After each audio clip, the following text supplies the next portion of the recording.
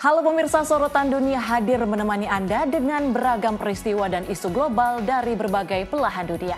Bersama saya Tiara Dianti dan inilah Sorotan Dunia selengkapnya.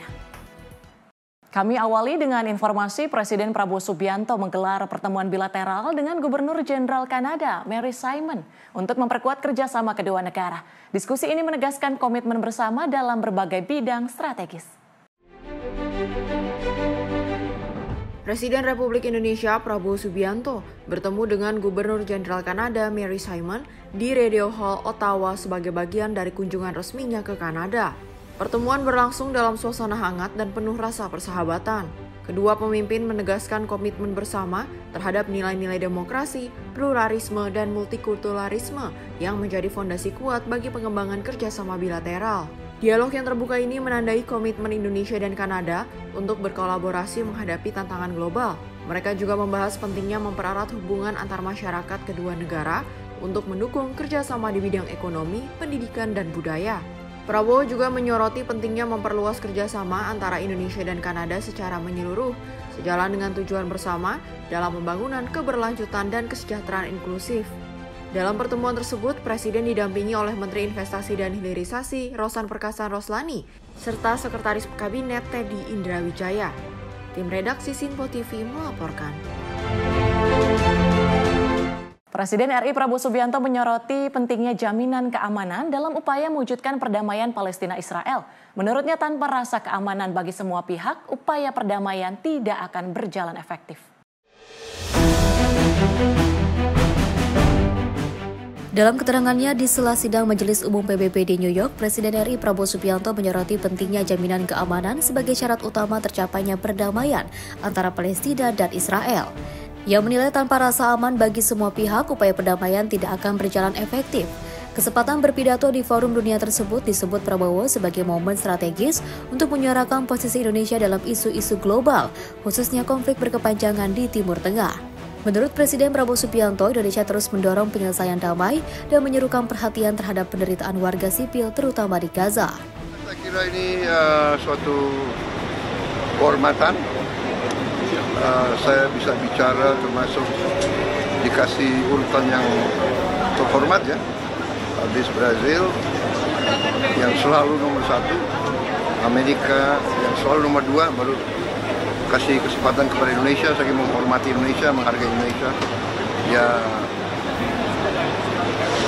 alhamdulillah saya menggunakan panggung itu untuk menyampaikan sikap kita, sikap Indonesia, terutama mendorong penyelesaian konflik di semua tempat. Tapi yang paling utama bagi kita tentunya kita sangat merasa jeritan penderitaan rakyat Gaza. Saya kira itu. Bagaimana tanggapan reaksi dari negara-negara yang hadir, Pak? Tanggapan? Banyak sekali yang positif ya, karena juga kita dianggap realistis, kita dianggap seimbang.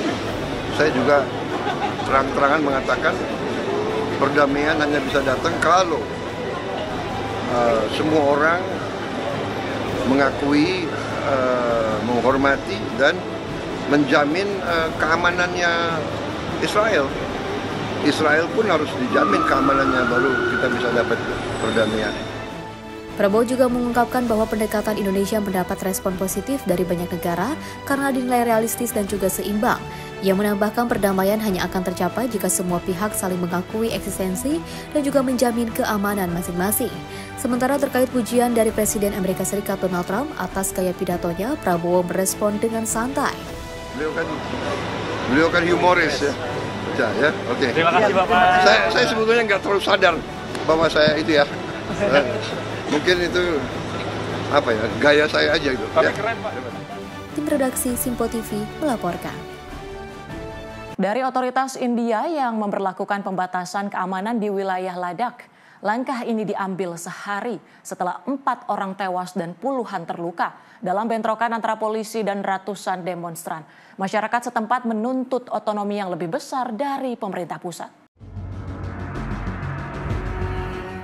Bentrokan terjadi ketika ratusan demonstran berkumpul di kota utama Ladakh untuk menyampaikan tuntutan politik mereka. Mereka meminta hak otonomi yang lebih besar, termasuk pengelolaan sumber daya dan perlindungan hak harapan ekonomi di wilayah pegunungan Himalaya itu. Namun situasi berubah tegang saat polisi bersenjata diterjunkan untuk membubarkan massa yang berujung bentrokan fisik. 4 orang dilaporkan tewas dan puluhan lainnya menderita luka, baik dari pihak demonstran maupun petugas. Otoritas setempat langsung mengenakan jam malam dan pembatasan pergerakan di 2 distrik utama di Ladakh untuk mencegah bentrokan susulan. Pasukan keamanan tambahan juga dikerahkan untuk mengawasi pusat-pusat keramaian dan jalur utama. Ladakh selama ini menjadi wilayah strategis, namun juga rentan konflik politik dan identitas. Tim redaksi Sinpo TV melaporkan. Sementara itu dari Presiden Amerika Serikat Donald Trump menyatakan Ukraina dapat merebut kembali seluruh wilayah yang diambil Rusia. Trump menyampaikan hal itu dalam pertemuan singkat dengan Presiden Prancis Emmanuel Macron di sidang Majelis Umum PBB di New York.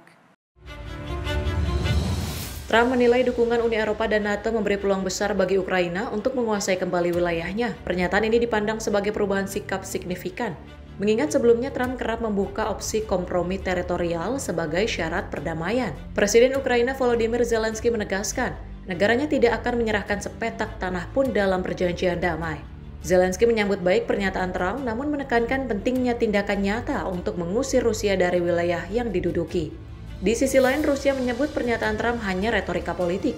Namun mitra Eropa menyambut pernyataan ini sebagai sinyal politik baru, sekaligus mempertanyakan apakah Amerika Serikat siap memberikan dukungan lebih besar untuk Kiev. Tim redaksi Sinpo TV melaporkan. Pemirsa, kerusuhan pecah di ibu kota Filipina, Manila. Polisi menangkap puluhan orang yang menyerang aparat di tengah aksi damai menentang skandal korupsi proyek pengendali banjir.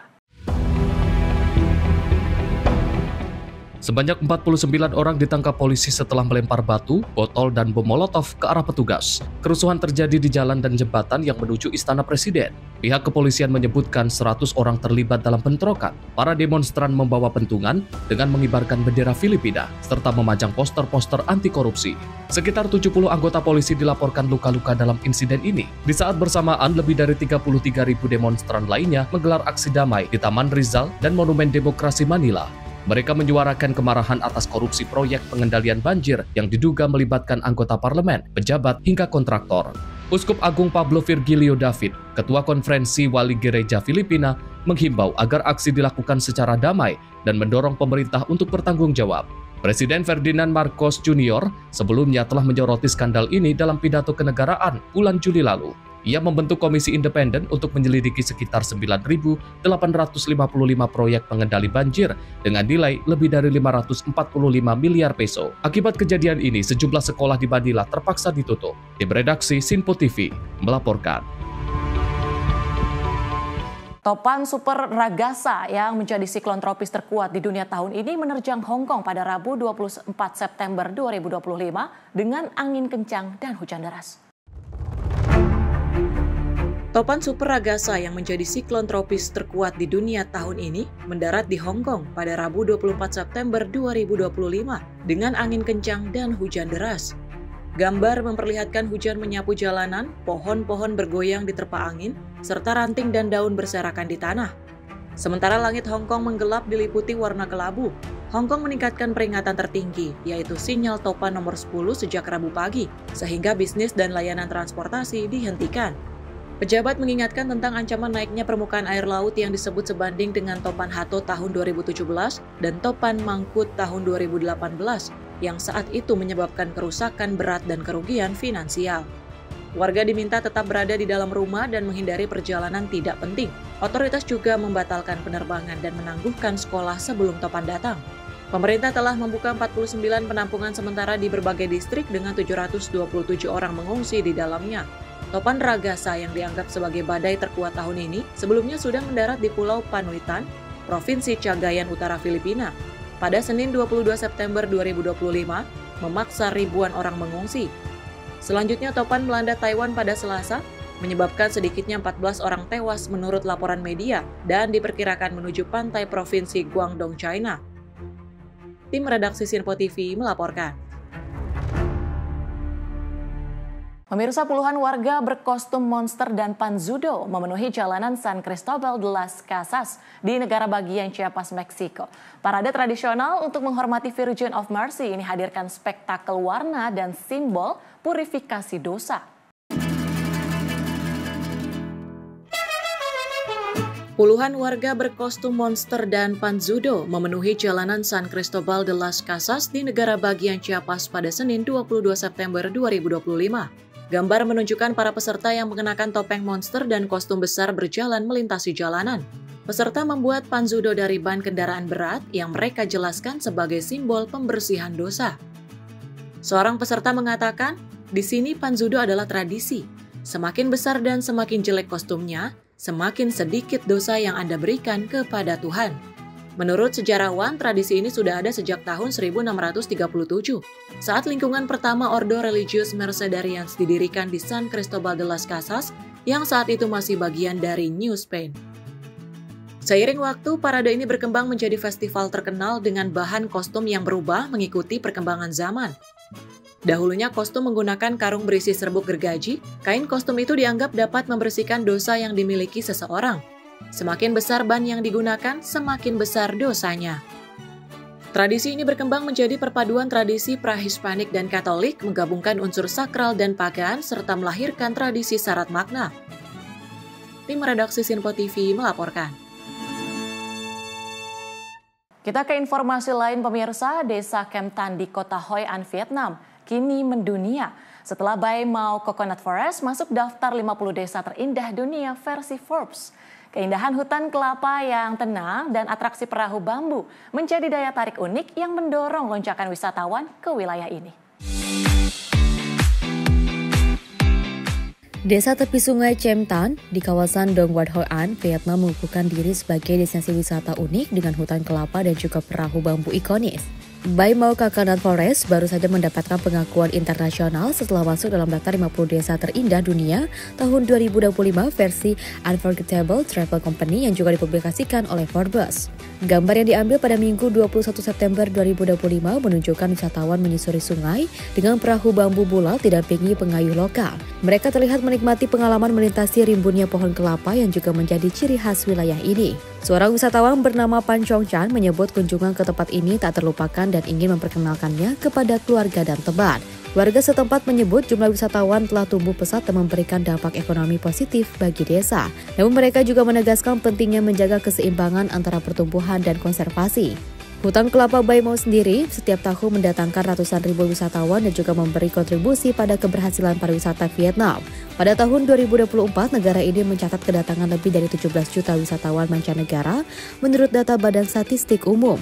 Tim redaksi Sinpo TV melaporkan. Pemirsa, informasi selengkapnya kami hadirkan usai jeda. Tetaplah bersama kami di Sorotan Dunia.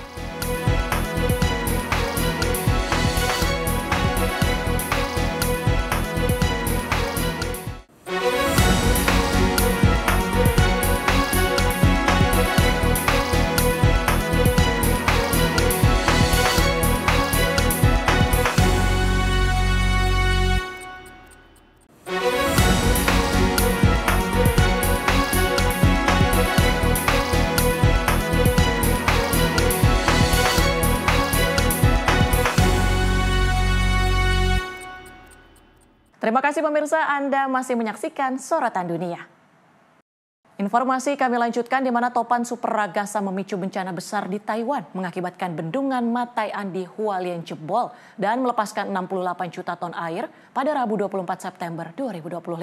Peristiwa ini menyebabkan banjir bandang di Guangfu dan menelan korban jiwa serta merusak infrastruktur vital, sementara hampir 2 juta orang di China Selatan terpaksa dievakuasi.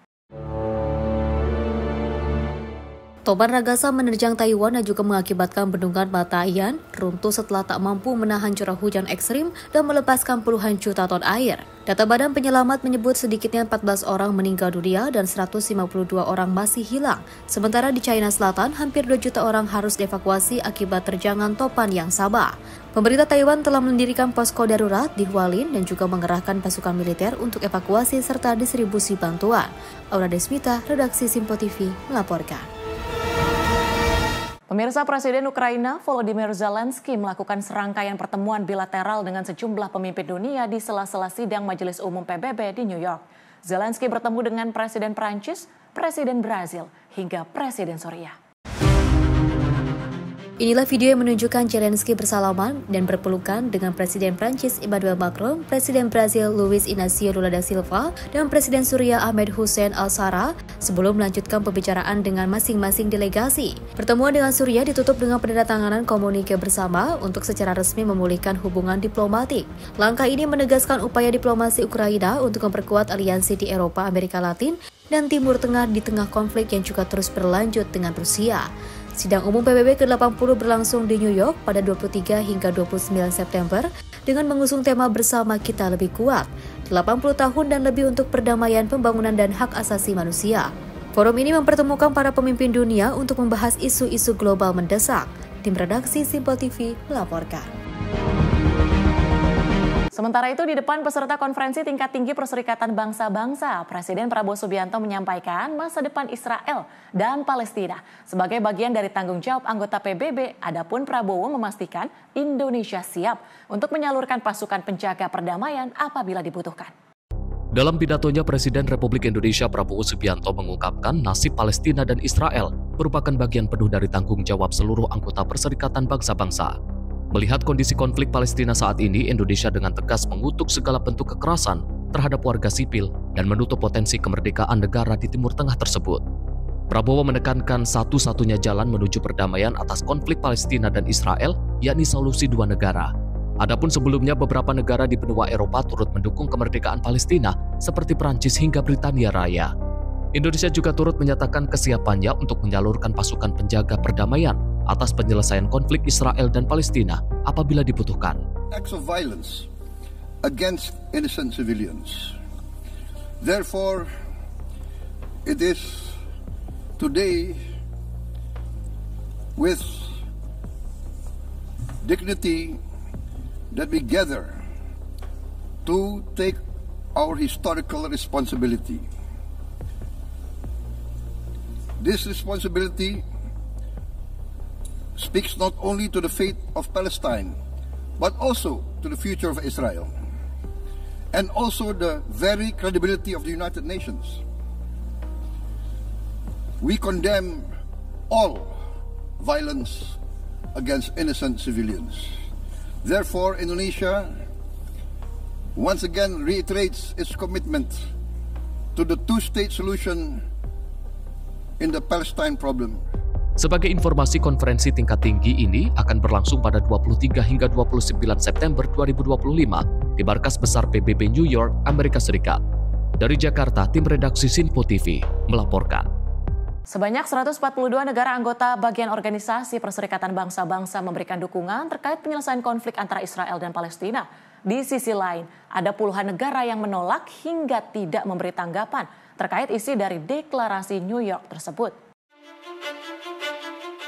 Pemungutan suara mengenai solusi dua negara antara Israel dan Palestina yang berlangsung pada hari Minggu lalu mencatatkan sekitar 142 negara dari anggota organisasi PBB menyatakan dukungannya untuk setuju atas penyelesaian konflik tersebut, di mana 12 negara memilih absen atau netral dan 10 negara lainnya menentang rencana tersebut. Pemungutan suara ini memang sejalan dengan sistem adopsi resolusi mengenai deklarasi New York yang mengandung penyelesaian damai masalah Palestina dan implementasi solusi dua negara berkonflik tersebut. Langkah resolusi ini juga menjadi respon PBB untuk mengupayakan perdamaian di Timur Tengah atas solusi dua negara yang dilakukan. Sejumlah negara yang menentang rencana ini antara lain Israel, Amerika Serikat, Argentina, Hungaria, Mikronesia, Nauru, Palau, Papua Nugini, Paraguay, dan Tonga. Adapun negara yang memilih abstain memberikan sikap ketidakberpihakan kepada negara dengan berbagai alasan isu yang dimiliki. Tim redaksi Simpo TV melaporkan. Masih dari Presiden Prabowo Subianto yang memberi perhatian penuh terhadap upaya perdamaian yang dilakukan oleh organisasi Perserikatan Bangsa-Bangsa di sejumlah kawasan yang tengah berkonflik saat ini. Untuk itu, Indonesia menegaskan siap untuk mendukung misi mulia tersebut dengan menyalurkan pasukan hingga bantuan finansial. Indonesia terus memantaskan kehadirannya di panggung dunia PBB dengan menegaskan sikap menyalurkan bantuan dalam operasi misi perdamaian dunia di sejumlah kawasan berkonflik dunia saat ini. Presiden Republik Indonesia Prabowo Subianto mengungkapkan sebanyak 20.000 lebih pasukan penjaga perdamaian dari Indonesia untuk siap ditempatkan di sejumlah negara seperti Gaza, Ukraina, Sudan hingga Libya. Indonesia today is one of the largest contributors to United Peacekeeping Forces. We believe in the United Nations. We will continue to serve where peace needs guardians, not with just words, but with boots on the ground. If and when the United Nations Security Council and this great assembly decide, Indonesia is prepared to deploy 20,000 or even more of our sons and daughters to help secure peace in Gaza or elsewhere. In Ukraine, in Sudan, in Libya, everywhere when the peace needs to be enforced, peace needs to be guarded, we are ready. We will take our share of the burden, not only with our sons and daughters, we are also willing to contribute financially to support the great mission to achieve peace by the United Nations. Hal ini juga memanglah bagian dari kesiapan Indonesia apabila PBB melalui Dewan Keamanannya meminta bantuan dalam operasi misi perdamaian yang akan dilakukan ke depannya. Di lain sisi juga Indonesia akan turut serta memberikan dukungan dalam bentuk materi finansial bagi PBB untuk serangkaian misi perdamaian yang dilaksanakan. Tim redaksi Simpo TV melaporkan. Dari Perdana Menteri Thailand, Anutin Charnvirakul bersama anggota kabinetnya menggelar foto bersama setelah mendapat persetujuan resmi dari Raja Maha Vajiralongkorn di Bangkok. Momen ini menandai awal kepemimpinan Anutin setelah gejolak politik yang mengguncang pemerintahan pada tahun ini. Perdana Menteri Thailand Anutin Charnvirakul bersama anggota kabinetnya berpose untuk foto bersama pada Rabu 24 September 2025 setelah menerima persetujuan resmi dari Raja Maha Vajiralongkorn di Bangkok. Rekaman menunjukkan mobil-mobil tiba di gedung pemerintah, sukarelawan terlihat menyiapkan karpet merah. Setelah itu, Charnvirakul berjalan bersama para menterinya sebelum duduk untuk foto resmi. Perkembangan ini terjadi setelah gejolak politik awal tahun. Pada Juni 2025, pasca bocornya telepon antara Perdana Menteri saat itu, Paetongtarn Shinawatra dan Presiden Senat Kamboja Hun Sen, Partai Bumjaita yang dipimpin Charnvirakul menarik diri dari kabinet, mundur dari pemerintah dan bergabung dengan oposisi.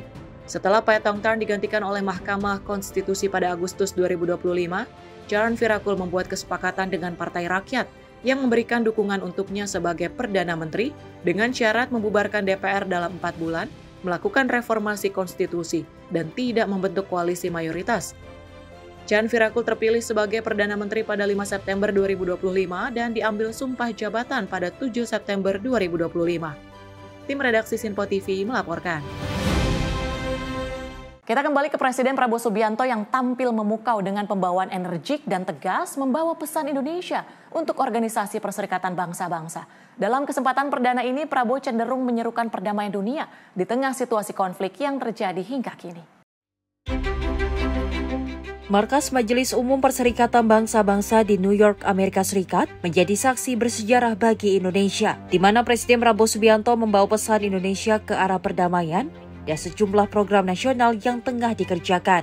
Tampil di urutan ketiga setelah Presiden Brazil dan Amerika Serikat, kehadiran Presiden Prabowo Subianto secara langsung menjadi langkah baru diplomasi Indonesia usai 1 dekade kepala negara Indonesia absen pada sidang PBB. Dalam pidatonya, Prabowo menekankan isu perdamaian bagi seluruh negara. Sejumlah program prioritas Indonesia seperti ketahanan pangan, rencana pembangunan tanggul laut raksasa di pantai utara Jawa, hingga isu lingkungan hidup. Adapun dalam pidato Perdana Prabowo, turut serta didampingi delegasi Indonesia, antara lain Menteri Koordinator Bidang Pangan Zulkifli Hasan, Menteri Luar Negeri Sugiono, Menteri Hak Asasi Manusia Natalius Pigai, Menteri Investasi dan Hilirisasi Rosan Roslani, Menteri Kesehatan Budi Gunadi Sadikin, Sekretaris Kabinet Teddy Indrawijaya, hingga Wakil Tetap RI untuk PBB New York Umar Hadi. Indonesia recorded the highest rice production and grain reserves in our history. We are now self-sufficient in rice, and we are starting now to export rice to other nations in need, including providing rice for Palestine. We are building resilient food supply chains, strengthening farmer productivity, investing in climate-smart agriculture to ensure food security for our children and for the children of the world. Tim redaksi Simpo TV melaporkan. Masih dari Presiden Prabowo Subianto yang dengan bangga mengungkapkan program swasembada pangan milik Indonesia di depan para pemimpin dunia dalam sidang Majelis Umum PBB New York. Dalam kesempatan tersebut, Prabowo memastikan bahwa Indonesia siap menyediakan pangan bagi warga Palestina. Dalam kesempatan berbidatonya, Presiden Prabowo Subianto turut serta menyampaikan program prioritas negara Indonesia, yakni swasembada pangan yang tengah dikerjakan saat ini. Prabowo menerangkan program tersebut berjalan positif, di mana Indonesia hingga kini telah mengekspor komoditas beras bagi negara-negara yang membutuhkan. Melihat tren positif program swasembada pangan ini, Prabowo juga turut membantu rakyat Palestina dengan bantuan pangan milik Indonesia, guna merespon kondisi konflik berkepanjangan antara Israel dan Palestina hingga saat ini. Melalui sikap Indonesia di depan para pemimpin dunia, Presiden Prabowo Subianto meyakini Indonesia mampu bersaing dengan negara lain sebagai salah satu lumbung pangan di dunia. We are now self-sufficient in rice, and we are starting now to export rice to other nations in need, including providing rice for Palestine. We are confident in a few years' time, Indonesia will be the granary of the world. Dari Jakarta, tim redaksi Simpo TV melaporkan. Kita ke informasi lain, pemirsa. Banjir besar melanda Pakistan Timur, 1,2 juta orang terdampak. 250.000 warga terpaksa mengungsi dari rumah mereka. Tragedi ini menjadi salah satu bencana terburuk yang dialami Pakistan dalam beberapa tahun terakhir. Gambar dari lokasi menunjukkan air lumpur yang merendam permukiman, sawah dan pasar. Sejumlah desa tenggelam hingga menyisakan atap rumah, sementara warga terpaksa mengungsi dengan perahu darurat. Anak-anak dan lansia menjadi kelompok paling rentan dalam proses evakuasi di sejumlah daerah. Banjir juga melumpuhkan jalan nasional dan merusak jembatan penghubung. Kondisi ini menyulitkan pengiriman bantuan serta memutus akses ke wilayah pedalaman yang terisolasi. Ratusan sekolah dan fasilitas kesehatan juga tergenang, menyisakan tantangan baru dalam penanganan darurat. Pemerintah Pakistan telah mengerahkan ribuan anggota militer dan tim SAR untuk melakukan evakuasi, pencarian dan penyaluran logistik. Tentara menggunakan helikopter untuk menjatuhkan paket bantuan ke desa-desa yang terputus dari jalur darat. Sejumlah organisasi kemanusiaan menyalurkan obat-obatan, selimut, dan bahan pangan pokok. Otoritas Pakistan menyatakan operasi penyelamatan akan terus dilakukan hingga seluruh warga terjangkau. Tim redaksi Simpo TV melaporkan. Kita ke informasi lain, di mana Perdana Menteri Kanada Mark Carney menyambut kunjungan resmi Presiden Prabowo dengan pujian dan dukungan penuh terhadap kemitraan bilateral. Kedua negara menegaskan komitmen memperkuat kerjasama di bidang perdagangan, pertahanan, dan keamanan. Perdana Menteri Kanada Mark Carney menyambut hangat kunjungan resmi Presiden Republik Indonesia Prabowo Subianto di Ottawa. Dalam sambutannya, Perdana Menteri Carney menyebut momen ini sebagai tonggak penting dalam mempererat hubungan antara Indonesia dan Kanada. Perdana Menteri Carney menegaskan bahwa Kanada melihat Indonesia sebagai mitra strategis dalam menghadapi tantangan sistem perdagangan global. Ia juga memuji pidato Presiden Prabowo di sidang Majelis Umum PBB yang dianggap penuh inspirasi dan menyambut penandatanganan perjanjian dagang bilateral pertama antara Kanada dan negara ASEAN, yaitu Indonesia-Kanada Comprehensive Economic Partnership Agreement. President Subianto, President Prabowo, thank you for honoring us. Thank you for honoring us with your visit to Canada today. It is a pleasure to welcome you, your delegation, to be here with our Minister of National Defense, our Minister of International Trade, our ambassador, our special envoy, Ian McKay, and particularly to come at a critical time for Indonesia, for Canada. Mr. President, we're proud to build those relationships with those who greet new challenges with hope and optimism grounded in an unwavering belief in the solidarity of all peoples. Colleagues, friends, this is the right deal at the right time with the right partner. This is our largest export market, Canada's largest export market in Southeast Asia. And again, I'm going to quote your remarks yesterday, your commitment to a multilateral order where peace, prosperity, and progress are not the privilege of few, but the right of all. Thank you. Selain bidang perdagangan, kedua negara sepakat memperkuat kerjasama pertahanan dan keamanan demi menjaga perdamaian dan stabilitas kawasan. Perdana Menteri Carney menutup sambutannya dengan menegaskan komitmen Kanada untuk membangun ekonomi yang kuat, baik secara domestik maupun global. Tim redaksi Simpo TV melaporkan. Pemirsa, Denmark memimpin latihan militer bersama di Greenland melibatkan ratusan pasukan dari sejumlah anggota NATO di tengah meningkatnya kewaspadaan terhadap Rusia dan tegangan dengan Amerika Serikat. Latihan bertajuk Arctic Like 2025 ini melibatkan lebih dari 550 pasukan dari Denmark, Prancis, Jerman, Swedia, dan Norwegia. Komandan Arktik Denmark menyebut Rusia sebagai kekuatan regional yang harus diwaspadai, sekaligus menekankan hubungan baik dengan militer Amerika Serikat. Dalam sesi latihan, pasukan Denmark melakukan simulasi penyergapan kapal dengan dukungan pasukan khusus, diamati oleh perwakilan militer dari Amerika Serikat, Inggris, Kanada, Swedia, dan Jerman. Atraksi juga dilengkapi dengan jet tempur F-16 dan latihan tembak langsung. Latihan ini bertujuan untuk memperkuat kesiapan operasional militer Denmark dan Greenland, serta meningkatkan kapabilitas respon bersama NATO menghadapi potensi ancaman di kawasan Arktik dan Atlantik Utara. Fiska Israel, redaksi Simpo TV melaporkan.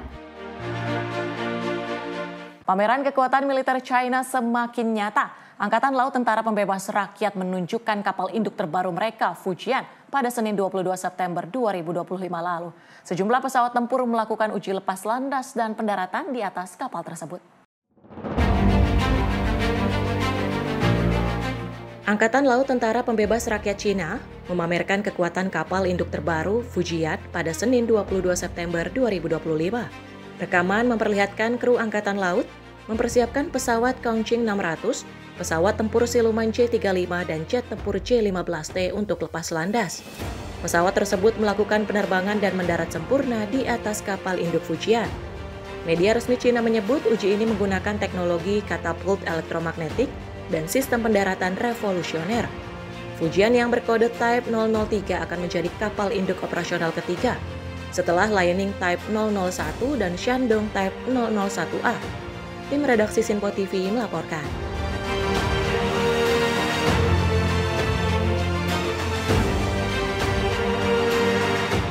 Pemirsa, informasi lainnya kami hadirkan usai jeda. Tetaplah bersama kami di Sorotan Dunia.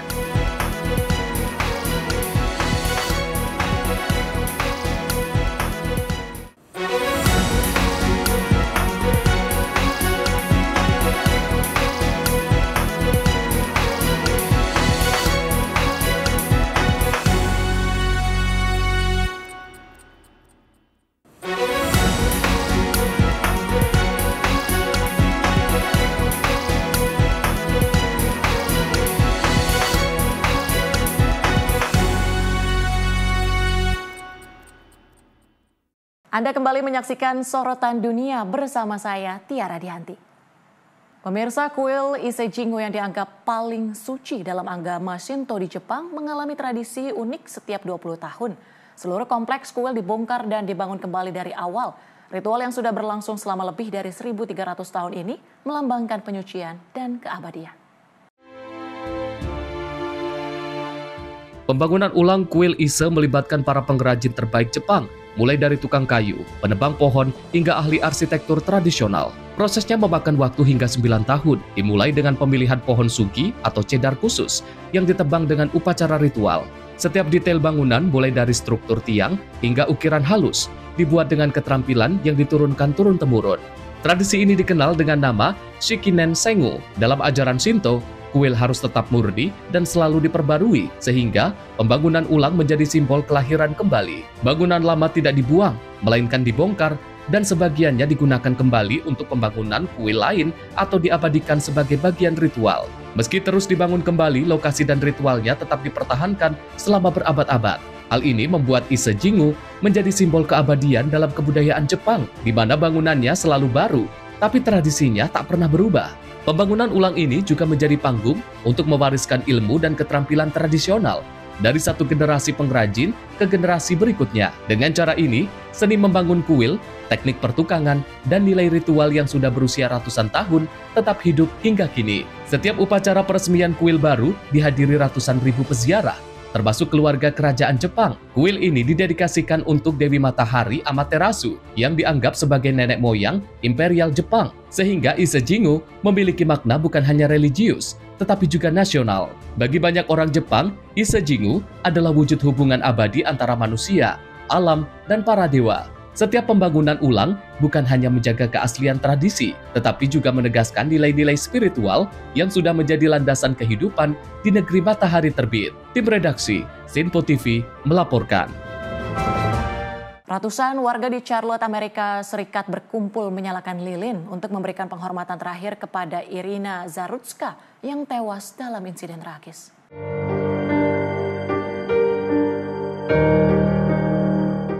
Di sekitar stasiun light rail, suasana hening terlihat saat orang-orang berdiri memegang lilin dan berdoa bersama. Acara ini digelar oleh sejumlah gereja dengan dukungan Partai Republik setempat. Penyelenggara menyebut upacara ini sebagai wujud solidaritas, sekaligus dukungan moral bagi keluarga yang ditinggalkan. Tangis haru dan doa terdengar sepanjang acara yang digelar sederhana. Banyak peserta mengungkapkan duka mendalam dan menekankan pentingnya kebersamaan dalam menghadapi kehilangan. Meski sederhana, persembahan lilin untuk Irina Zarutska memperlihatkan kehangatan dan rasa peduli komunitas Charlotte. Tim redaksi Sinpo TV melaporkan.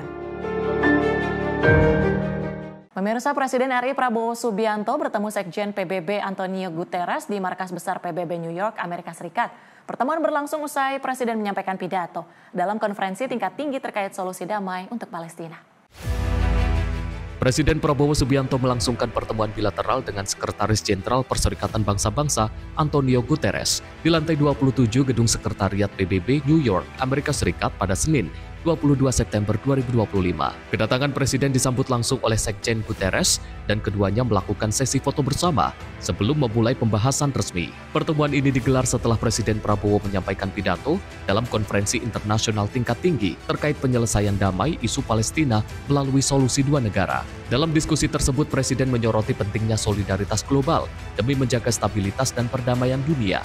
Ia juga mendorong kolaborasi internasional dalam pembangunan berkelanjutan, serta menegaskan perlunya memperkuat peran negara berkembang dalam sistem multilateral. Isu konflik Palestina turut menjadi fokus di mana Indonesia kembali menyampaikan dukungannya terhadap penyelesaian damai melalui solusi dua negara. Indonesia juga menegaskan kesiapannya untuk turut serta dalam misi perdamaian PBB, khususnya di wilayah Gaza. Dalam pertemuan itu, Presiden Prabowo didampingi oleh sejumlah pejabat tinggi seperti Menteri Luar Negeri Sugiono dan Menteri HAM Natalius Pigai.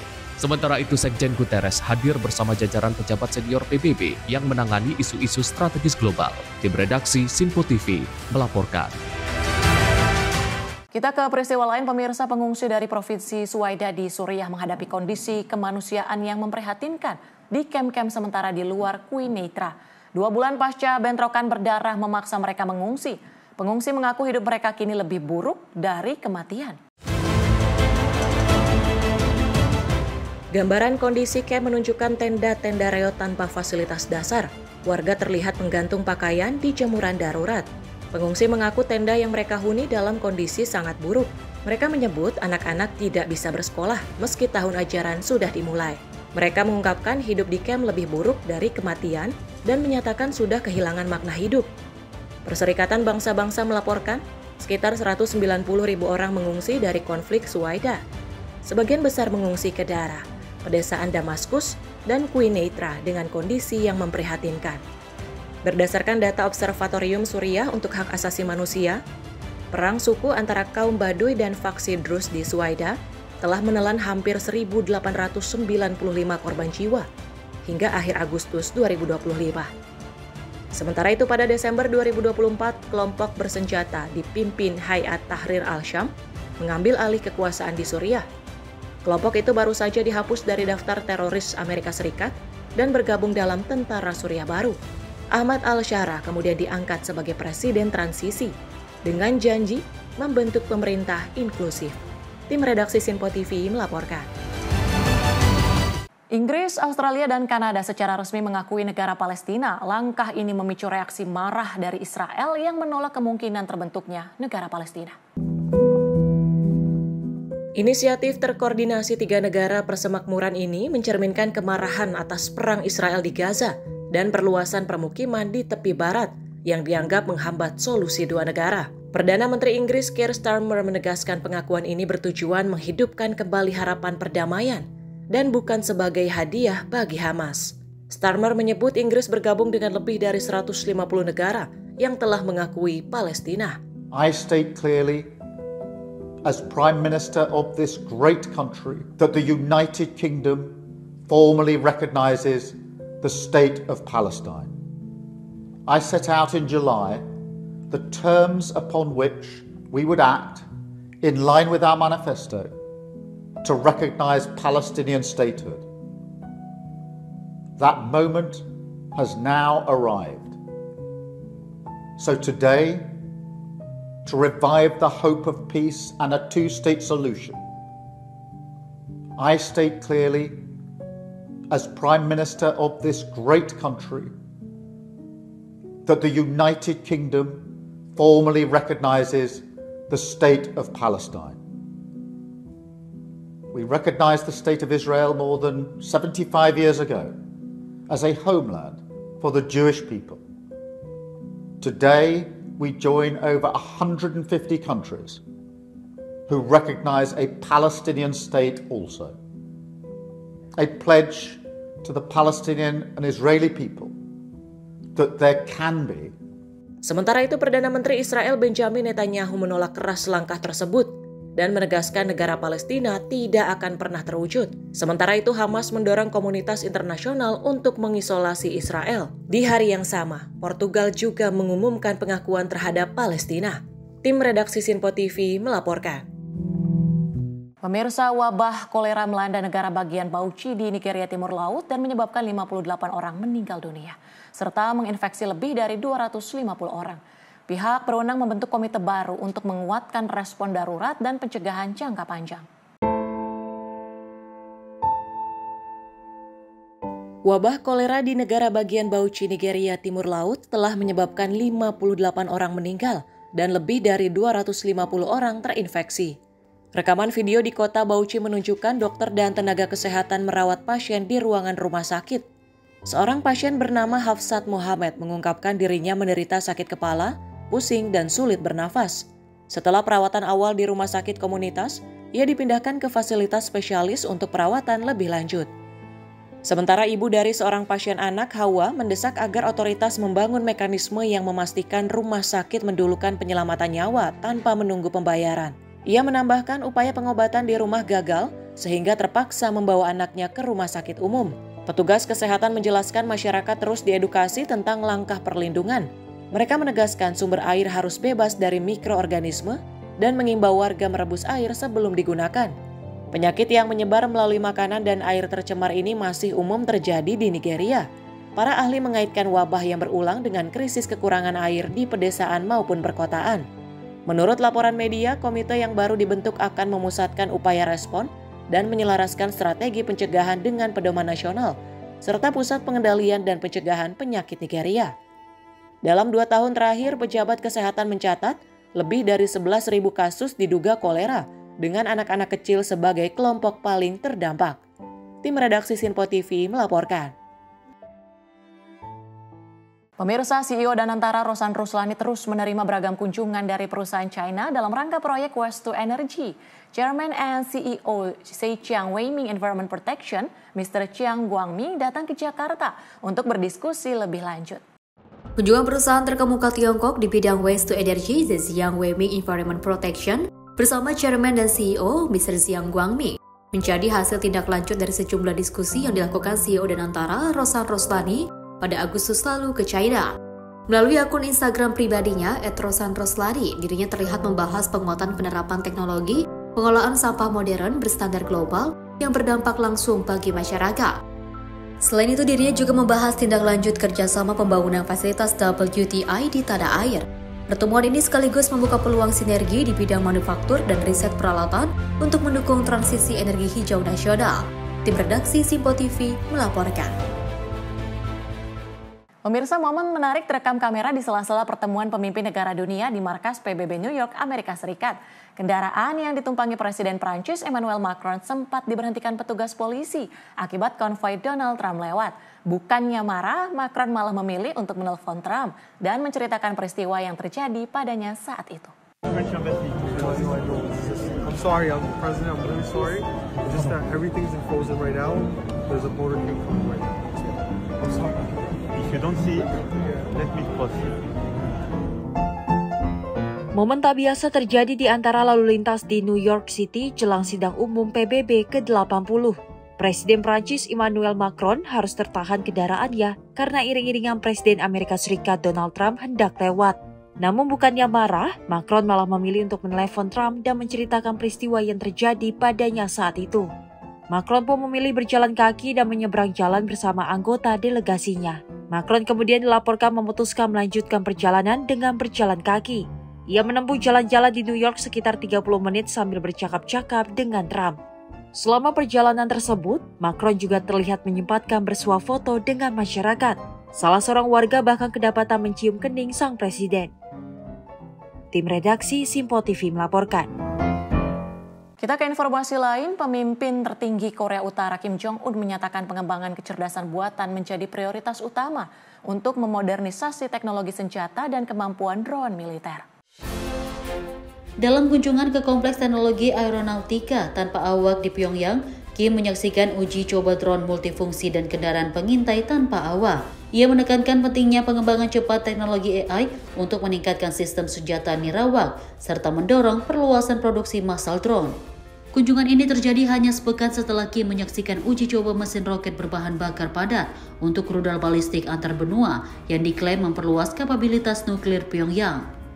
Korea Utara saat ini memiliki persenjataan yang meliputi rudal balistik dan kruiser bersenjata nuklir, stok persenjataan nuklir yang terus bertambah, serta program satelit mata-mata yang masih berkembang. Fiska Israel, redaksi Simpo TV melaporkan. Pemirsa, Presiden Prabowo Subianto dan CEO Danantara Roshan Roslani bertemu dengan pendiri Bloomberg LP Michael Bloomberg. Pertemuan membahas peluang investasi energi bersih dan juga kolaborasi antara Bloomberg dan Indonesia.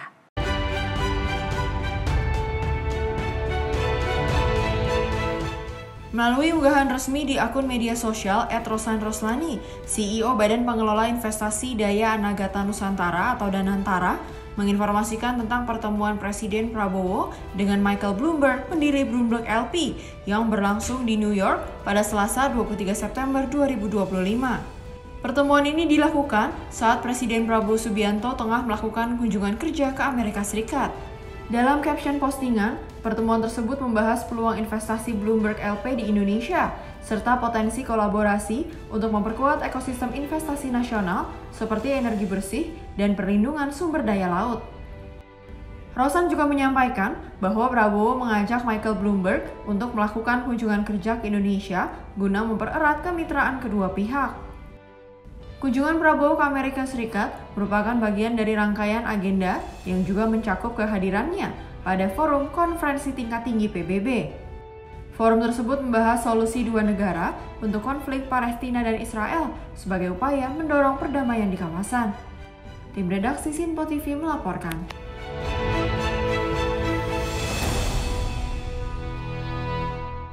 Kita ke informasi lain, militer Ukraina semakin serius mengembangkan teknologi robot untuk digunakan di medan tempur. Langkah ini diharapkan bisa meningkatkan efisiensi operasi dan mengurangi korban jiwa di tengah konflik berkepanjangan dengan Rusia. Rekaman uji coba menunjukkan kendaraan robotik darat dengan berbagai fungsi seperti membawa amunisi, melakukan misi pengintaian, hingga memberikan dukungan tembakan di garis depan. Pihak militer menyebut teknologi ini sebagai solusi untuk mengatasi kekurangan pasukan tempur yang jadi masalah serius. Sejumlah pakar menilai penggunaan robot tempur bisa membuka era baru dalam strategi pertahanan Ukraina. Namun mereka mengingatkan ada tantangan teknis dan etis, termasuk risiko kerusakan sistem atau penyalahgunaan teknologi. Di tengah pertempuran yang terus berlanjut, Ukraina berupaya mengimbangi keunggulan militer Rusia dengan inovasi teknologi.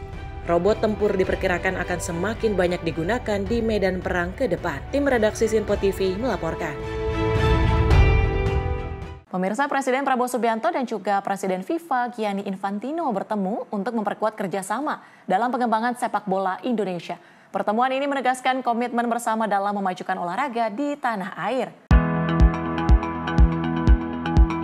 Pada Rabu 24 September 2025, Presiden Republik Indonesia Prabowo Subianto menggelar pertemuan dengan Presiden FIFA Gianni Infantino di New York, Amerika Serikat. Pertemuan ini dimanfaatkan untuk membahas kemajuan pesat sepak bola di Indonesia serta memperkuat kerjasama antara kedua pihak. Gianni Infantino menyampaikan apresiasi atas dukungan kuat dari Presiden Prabowo terhadap perkembangan sepak bola nasional. Menurutnya, Indonesia telah menunjukkan kemajuan besar dalam membina pemain dari berbagai kelompok usia, baik putra, putri, maupun senior. Presiden FIFA menegaskan bahwa FIFA akan terus mendukung Indonesia, termasuk melalui kehadiran kantor regional di Jakarta. FIFA juga berharap hubungan kerjasama dengan Indonesia dapat diperkuat sebagai bagian dari pengembangan sepak bola dunia. I was honored and had the great pleasure to meet the president of Indonesia, great friend of football, of course, as well, a man of his word, a man that does what he says. I know him now for some time already, and what he has done, what he's doing for football in a great football country like Indonesia is absolutely unique. Himself with his government, with of course Eric Thohir, who is also a great friend. They have done incredible for Indonesia, for Indonesian football, for girls, for boys, for youth, for seniors, but most importantly for the passion and the heart of all the people. Everyone dreams about being part of football.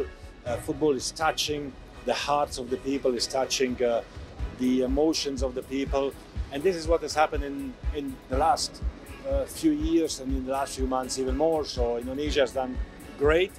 It is in the world, the country who has made the biggest progress in such a short time frame. Thanks to the people, thanks to the president, thanks to the investments, thanks to the passion of each and every Indonesian. That's why I'm here. That's why FIFA, we will continue to support, to invest, to be part of Indonesia. We have an office in Jakarta, and we are looking forward to continue this fantastic collaboration for Indonesia, for the whole of ASEAN, for Asia, but for the entire world. Tim redaksi Sinpo TV melaporkan. Dan pemirsa, informasi tadi sekaligus menutup jumpa kita di Sorotan Dunia kali ini. Tetap saksikan Sorotan Dunia hanya di Sinpo TV. Akhir kata, saya Tiara Dianti mewakili seluruh kerabat kerja yang bertugas pamit undur diri. Terima kasih dan sampai jumpa.